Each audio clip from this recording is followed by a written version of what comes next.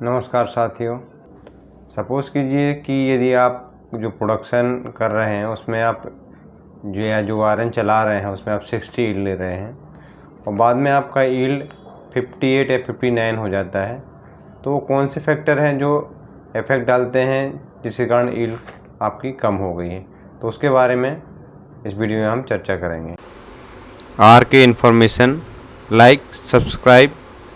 Share and press the bell icon. पहला तो ये है कि आपका आयरन ओर का FET कम हो गया है। दूसरा ये है कि आपका जो -1 का जनरेशन है वो बढ़ गया है, उससे भी आपका जो प्रोडक्शन यील्ड है वो कम हो जाता है। या फिर आपका जो आयरन का मॉइस्चर है वो इंक्रीज़ हो गया है, LOI भी इंक्रीज़ हो गया है। ये दोनों चीज़ें भी बढ़ने से क्या होगा, आपका प्रोडक्शन में यील्ड कम आएगी क्योंकि इफ़ेक्टिव आयरन कम हो जाएगा। आपको ये भी ध्यान देना है कि आपका जो सेल का टेम्परेचर है वो यदि ग्रेजुअली कम होते जा रहा है, मतलब ये है कि आपकी किल के अंदर एक्रेशन ग्रोथ फास्ट है, तो वो भी क्या है, जो -1 जनरेट हो रहा है वो क्या करेगा, आपका प्रोडक्शन को लॉस करेगा, प्लस आपका एक्रेशन कोलैप्स हो रहा है और CD में वो कंटिन्यू आ रहा है, मतलब कहीं ना कहीं आपका जो प्रोडक्शन है वो एक्रेशन के कारण कम हो रहा है। और नेक्स्ट है कि आपका जो आयरन ओर चल रहा है उसका जो TI है उसको भी आप चेक कीजिए। यदि TI कम हो जाएगा तो भी क्या होगा, फाइन जनरेशन बढ़ जाएगा और आपका जो यील्ड है वो कम हो जाएगा। TI और AI को आप चेक कीजिए। और दूसरा ये है कि यदि आपका आयरन का नेचर थोड़ा चेंज हुआ है, जैसे पहले डेंस आयरन यूज़ कर रहे थे आप और यदि उसका नेचर थोड़ा सॉफ्ट हो गया है,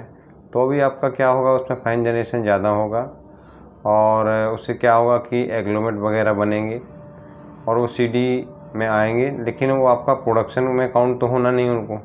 इसलिए क्या होगा, आपका अल्टीमेट प्रोडक्शन कम हो जाएगा। आप कूलर डिस्चार्ज में ऑब्जर्व कीजिए कि यदि एक्रेशन आ रहा है और एग्लोमेट आ रहे हैं, तो ये कहीं ना कहीं आपका प्रोडक्शन ही लॉस हो रहा है, मतलब जो आपका इफ़ेक्टिव आयरन है उससे जो प्रोडक्शन होना है वो आपका एग्लोमेट फॉर्म हो रहा है, एक्रेशन फॉर्म हो रहा है, और आप देखेंगे कि ग्रेजुअली आपका हर शिफ्ट में यदि कूलर ओवर साइज ऑपरेट हो रहा है तो वो आयरन कहीं ना कहीं वहाँ पे लॉस हो रहा है, तो उस समय आप पाएंगे कि जो यील्ड आपको मिल रही थी वो नहीं मिलेगी, उससे कम ही मिलेगी, क्योंकि आपका वहाँ पर आयरन लॉस हो रहा है। तो आप उसको कैसे रोक सकते हैं, क्या एक्शन ले सकते हैं?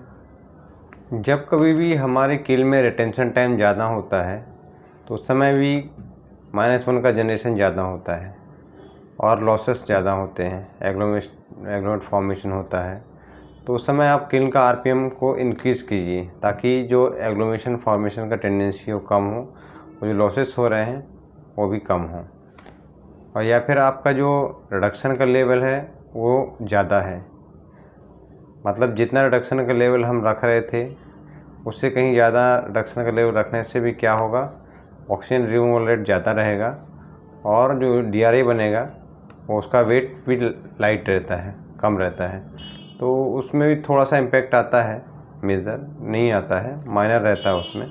और आप अपना जो आयरन का वेट फीडर है उसका भी प्रॉपर कैलकुलेशन करवाइए। ऐसा तो नहीं है कि आपका जो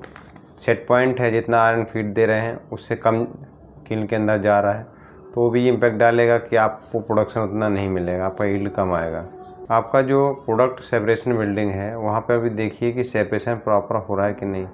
ऐसा तो नहीं है कि मैग्नेटिक कंटेंट नॉन मैग के साथ जा रहे हैं, तो वो भी आपका एक प्रोडक्शन लॉस है, उसको भी आपको चेक करना चाहिए। प्रैक्टिकली हमने देखा है कि जब कभी भी यील्ड कम होती है तो हमने पाया कि किल में जब एक्रेशन फॉर्मेशन होता है और एक्रेशन कोलैप्स होता है तो जो आयरन का लॉसेस है वो बढ़ जाता है और उसी कारण आपका यील्ड भी कम हो जाती है। या रिटेंशन बढ़ गया जैसे, तो आपका -1 जनरेशन ज़्यादा हो गया, रिटेंशन ज़्यादा हो गया, तो डेफिनेटली आपका यील्ड कम हो जाता है। और आप पाएंगे कि हर शिफ्ट में आपका कूलर ओवर साइज निकल रहा है ऑपरेट करने से, मतलब ये सीधा इम्पेक्ट है कि आप जो प्रोडक्शन दे रहे हैं या जो यील्ड ले रहे हैं उतना आपको नहीं मिलेगा, उससे कम ही आएगा। और हम लोगों ने ये भी ऑब्ज़र्व किया है कि मान के चलिए आप RB2 कूल यूज़ कर रहे हैं तो उस समय क्या रहता है कि बेड के अंदर मैंने सॉलिड जो कूल है वो नहीं रहता है, मैंने मैक्सिमम मिनिमम साइज़ रहती है या पाउडर फॉर्म हो जाता है। तो उस समय क्या रहता है कि एब्रेशन टेंडेंसी बढ़ जाती है आयरन की, मतलब एक जो कुशन इफेक्ट रहता है कोल्ड के कारण वो ख़त्म हो जाता है, -1 का जनरेशन बढ़ता है और एग्लोमेट भी फॉर्म होते हैं। तो उस समय भी आपका यील्ड लॉस होता है या यील्ड कम आता है।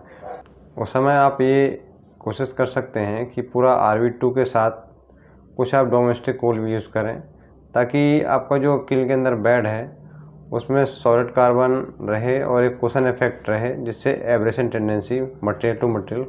कम रहे। तो ये भी थोड़ा सा आपका -1 जनरेशन में को कम करने में हेल्प करेगा। RK information, like, subscribe,